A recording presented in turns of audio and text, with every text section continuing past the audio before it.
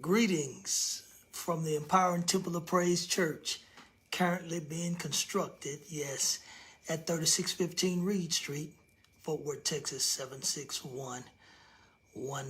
If you want to send your seed, tithes, or offering, that's the address to send it to. We'll still get it. The building isn't there, but ETOP will still get it. I thank you in advance for your support of this ministry.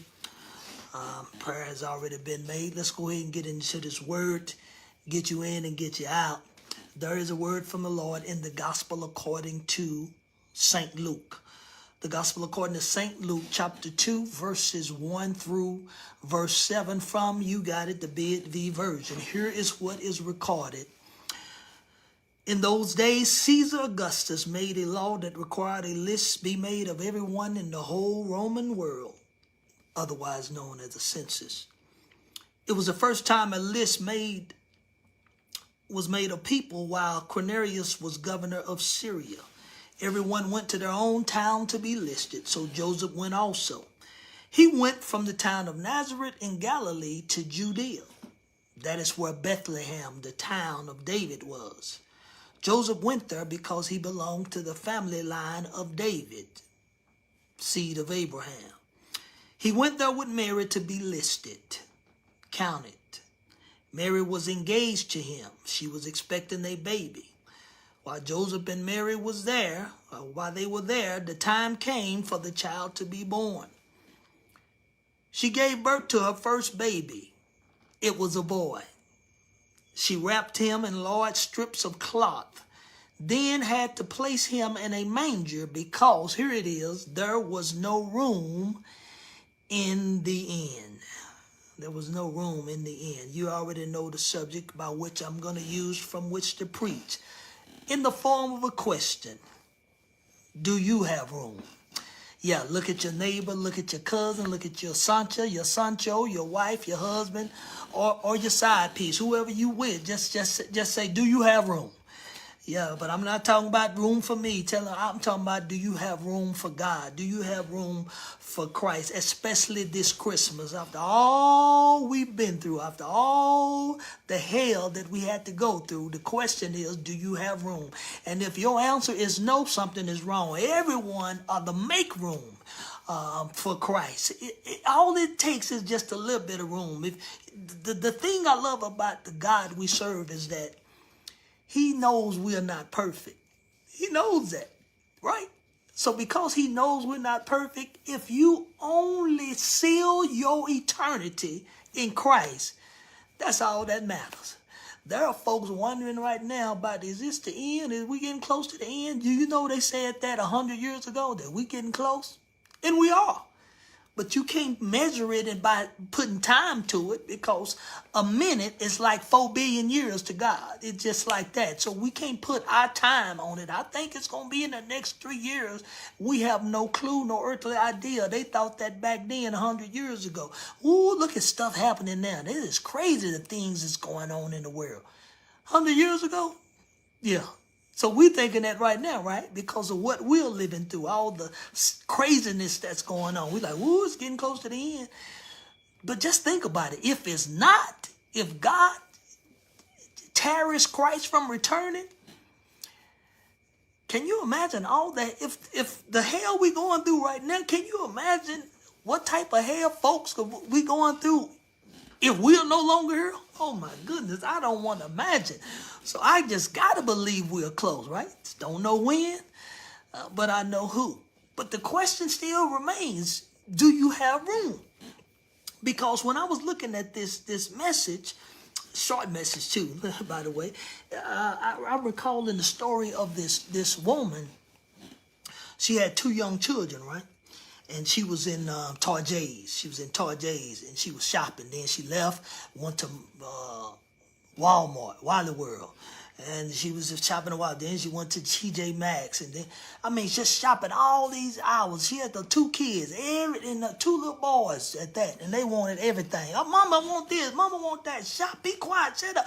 It was just running her ragged, and she was going to and fro. And then she went to another store, Marshall's, I believe, and she had to park like a mile away because there was just no parking spaces. And she was mad. She was just disgusted, and she finally got in the store because it was a line to get in the store, and she was like, some people don't have on masks, and this new virus out, and they ain't even vaccinated, and they just out. She was just mad, just frustrated. She was like, oh, here's what she said. She said, whoever started this whole Christmas thing needs to be found, strung up, and tortured for making us go through this every year. And then this old mother heard her, right? So mother said, sugar, don't worry, because we already crucified him over 2,000 some odd years ago. Well, I love mothers, don't you? All that wisdom, the way they say things, I love it, I love it, love it. Yeah, we already, the man who started this Christmas stuff, we already tortured him. We already crucified him. That's what this is about. He's the reason for all the seasons, but specifically this one, especially. Why? Because it's a celebrity, a celebratory season of him giving to us. The greatest gift of all was Christ giving himself, a God manifested in the flesh, giving himself to us. Because without that, we were lost forever. But now, because of him, we're going to live forever. Well, you be like, well, the other folk going to live forever too. Yes, but I'm talking about in joy, in happiness, in glory, compared to hell. Why in the world would somebody want to go through hell and then go to hell? If you know that, inbox me and explain that to me. Why in hell do you want to live through hell, don't accept Christ, and go there? That doesn't make a bit of sense to me, but if you know the answer, inbox me, because I really want to know, why would somebody choose that over life eternal, forever, glory, happiness, no sickness, no pain, no heartaches, no... I just don't understand it. So don't be scared when you like, it's getting close to the end. Christians shouldn't be scared. We should be joyful. I'm sure you let the rapture happen. We ain't going to worry about none of this nonsense on earth. So don't be scared of it. Just be joyful about it. Here it is. I love this because everybody should know that Jesus is a reason for all seasons, right? There are some folks that make excuses for not buying gifts during this time because they say, well, I don't believe in Christmas. Okay, watch this. Don't say Christmas. How about you just show your love for your children or your parents or your spouse by just buying them something? Well, I do it all through the year. Well, so do I. But a portion of love, watch this, a portion of your love, especially when it's unconditional, will say, even though I don't believe in Christ, must. Because that's what you're saying. I don't believe in Christ. I believe in the hypothetical, super conspiracy theories out there. But I got you. But unconditional love should say, this is what I'm going to do. I love my children, and I don't want them to feel bad, look bad, be down and out. I'm just going to show them that I love them. But let me tell you what my parents did to us when we were growing up. And I didn't understand it, but hey, that's how we were raised, right? We couldn't even say Christmas. My siblings may be watching this, probably, yep, you're right. We couldn't say Christmas. On December the 25th in our household, growing up, it was called Toy Day. And later on, when I got on, I'm like, well, if it was Toy Day, how mom get a bracelet? That ain't no toy. That's neither here nor there. But that's what we had to call it. You don't say Christmas around here. It's Toy Day. We're going to get you 2 things from a dollar store. You pick them out. Yeah, I know. I didn't know we were that poor, but hey, God, he was still good and blessed us to not miss a meal. But we cherish that, right? But later on, my parents recognized, well, it ain't about the name of something. That's what folks get mixed up, the name. I call it this. Some folks, I don't believe in Mother's Day because the sun god and so all this just nonsense. You got the mother. You love your mother. Well, respect her on Mother's Day. I do it all the time. Okay, well, if you do it all the time, that's good. Keep doing it. Don't skip May. Oh my God, it's craziness, right? I got you. But love says, I'm still going to show my love for you as Jesus showed his love for us. That's what the spirit of this season is, the season of giving. Giving something to someone that you care about, that you love, that you cherish. It's not the amount of dollars something costs. I know there are going to be people up there, ooh, I bought this and I got this. I got you. But the thought of just giving something to someone that you love, like God did to us. I'm going to give myself in a manifested fleshly body because I love all of y'all. That's God, the greatest gift of all. And if you do that, you are showing the love that God wants us to show to our neighbors and to our family. Here it is. I titled this, Do You Have Room? Because the Bible says in the passage that I read that there was a census, right?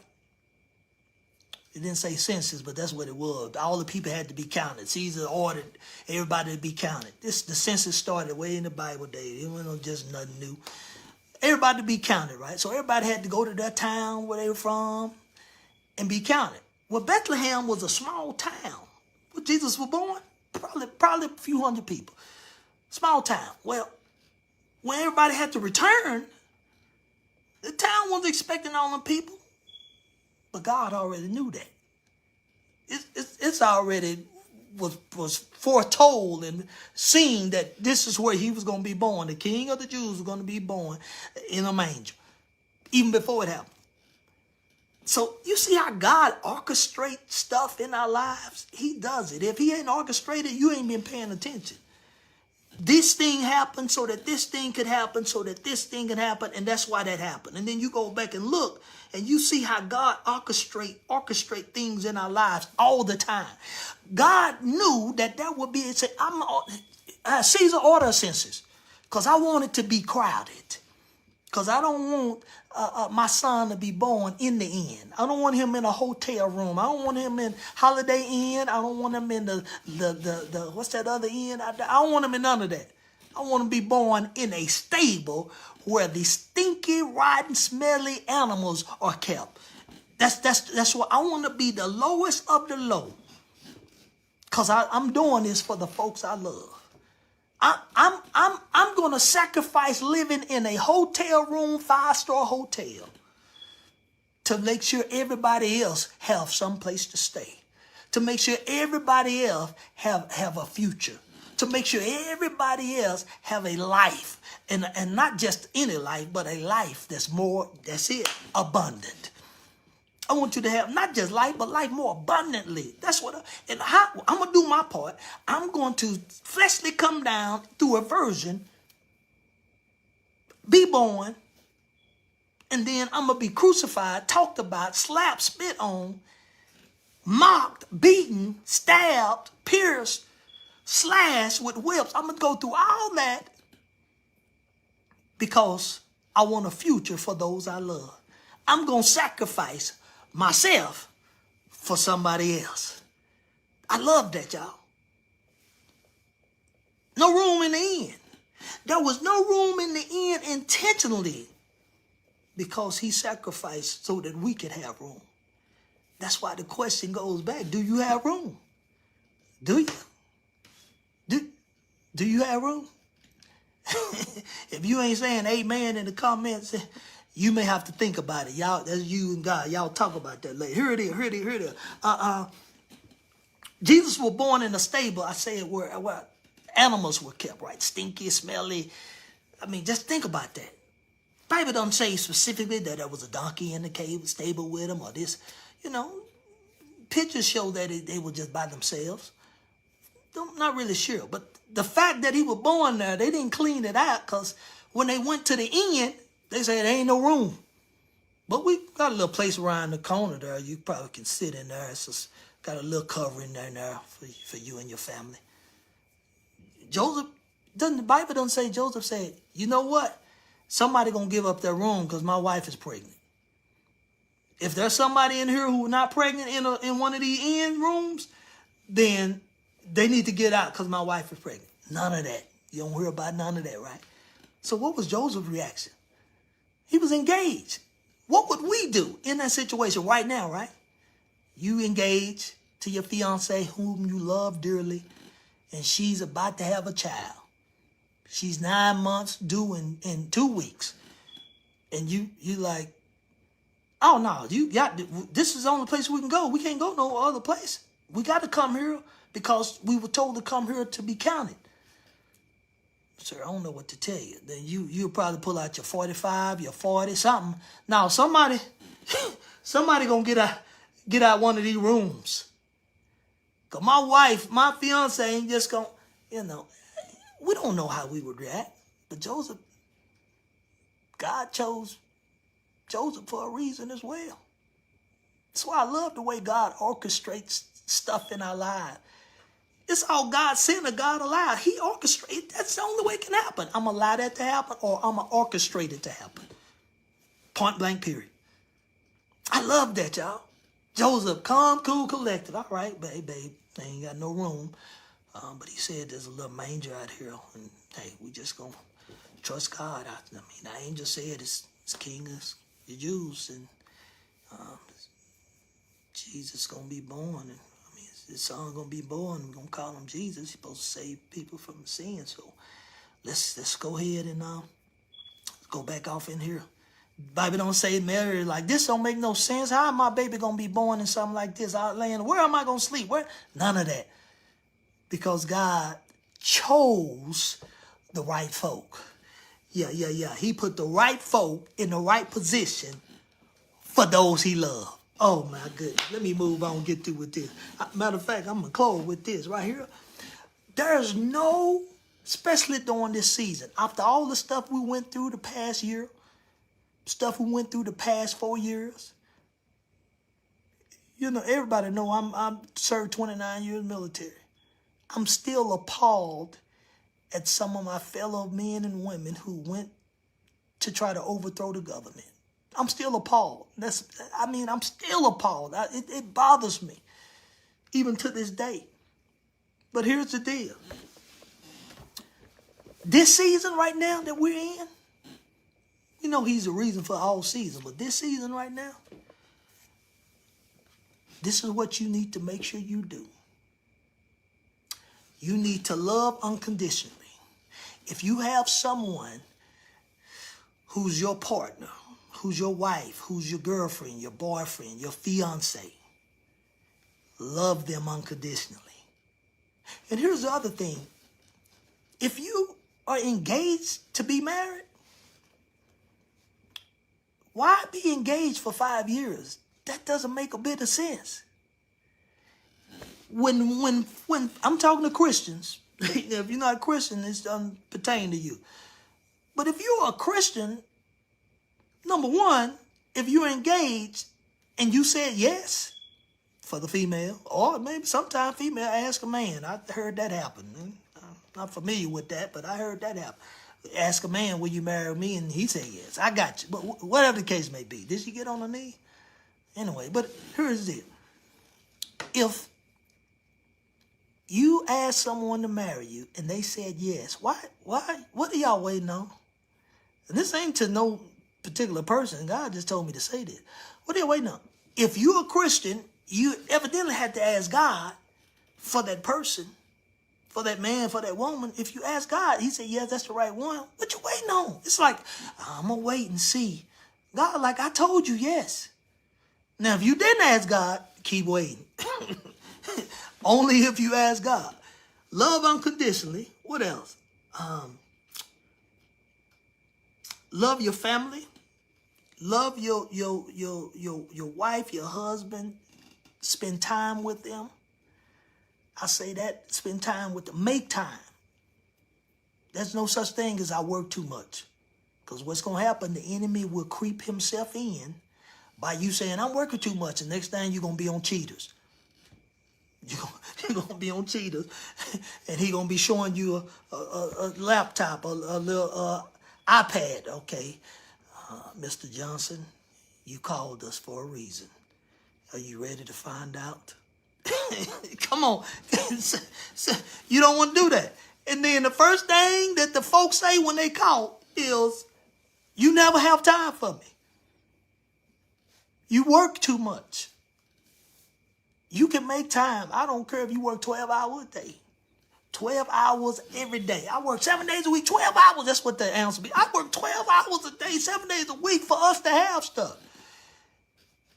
If they don't have you, the stuff doesn't matter. Everybody needs companionship.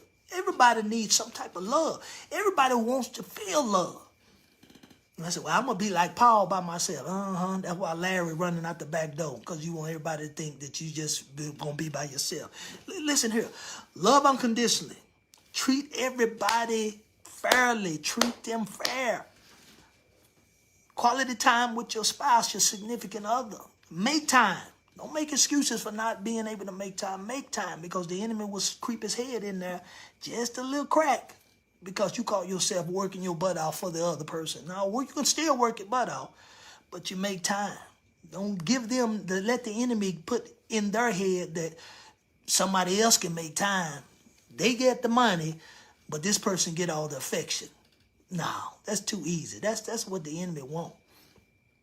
Also, live your life to the fullest. I'm talking to Christians now. I'm talking straight Christian. Live your life to the fullest. You must enjoy life. Enjoy life. All the stuff that's happening in the world, you will be a fool not to enjoy life. Do things. I love to see on Facebook when people are going in different places. Oh, now they're showing pictures. Oh, I'm in Florida. Or I'm in Cancun. I'm in Jamaica. And I clap for them, love the picture, like it, enjoy, be safe. I love that because people are enjoying life. It's even better when a husband and wife is doing it, right? Because that's God's ordinance.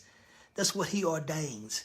By this shall a man leave his mother and father and cleave to his wife, and they shall become one flesh. Enjoy life. And don't ever think that you have your wife tied around your finger. Or don't ever think that you have your husband tied around your finger that they'll never leave. The enemy loves to eat that up and put thoughts in their head, whether it's on their job, whether it's at the gas station. All it takes is just one little psst for the snake to come in. Here it is. Take one day at a time, but live life to the fullest.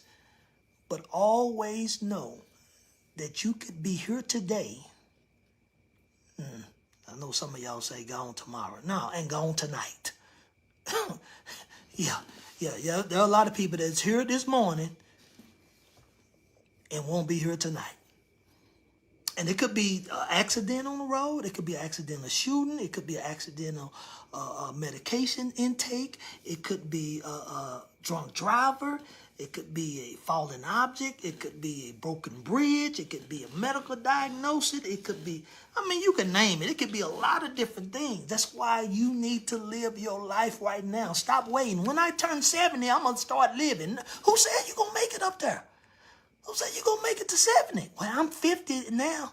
And you could be 69. It is not guaranteed you're going to make it to 70. Enjoy life. I'm telling you.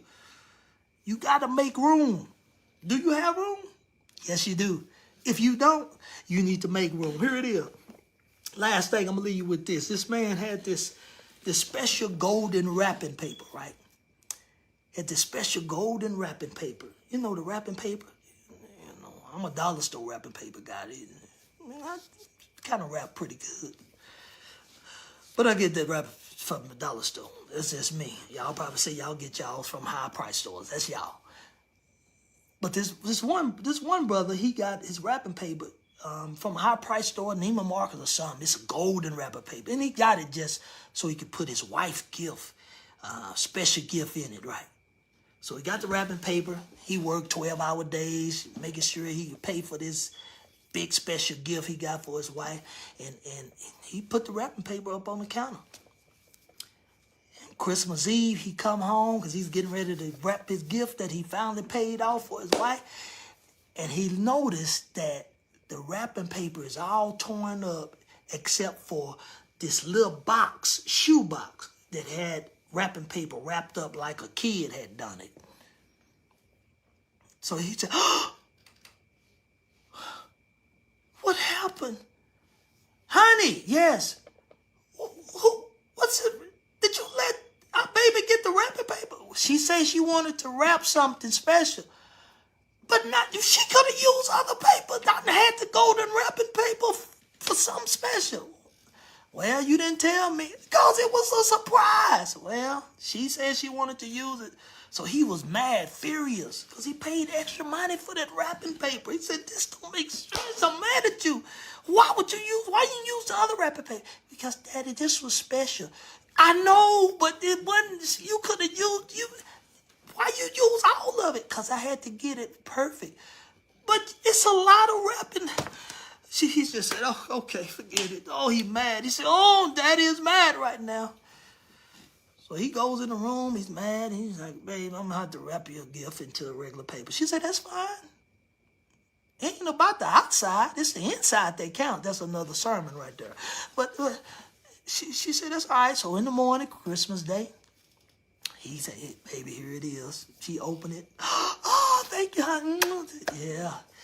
She said, why you feeling sad? Because I wanted it in the golden wrapping paper. It cost more money. And then as he was speaking, his daughter, 5-year-old little girl, comes and say, Daddy, here is yours. And it was wrapped in the golden wrapping paper, right? The shoebox. He's like, he felt bad. He's like, oh, really? He's opening it up. He's like, oh, man, I kind of feel a little bad that I was getting upset with you, honey. And he opened it up, and he opens the shoebox, right? He said, I was kind of... Now he's mad again.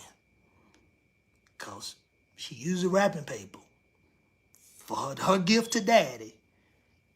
He opens it, and it's empty. So now he's mad again. He put his hand on his head. He said, oh, are you serious? Yes, Daddy, it's for you. He had to control himself. He said, oh, man. He said, honey, the wrapping paper costs more than... He said, oh, never mind. Whenever you wrap something, you're supposed to have something on the inside. It's never supposed to be empty, baby. Oh, God, this is crazy. And while he was moaning and groaning and being mad, watch what his daughter says.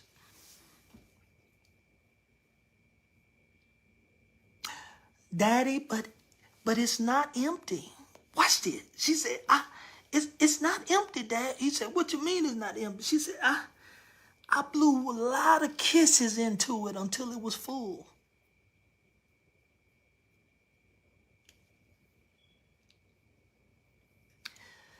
Oh, man. I blew a lot of kisses into it until it was full. And then I closed it so that they would come out only when you opened it. That touched me right there, saints. Of course, the father was crushed to pieces, right? He began to cry.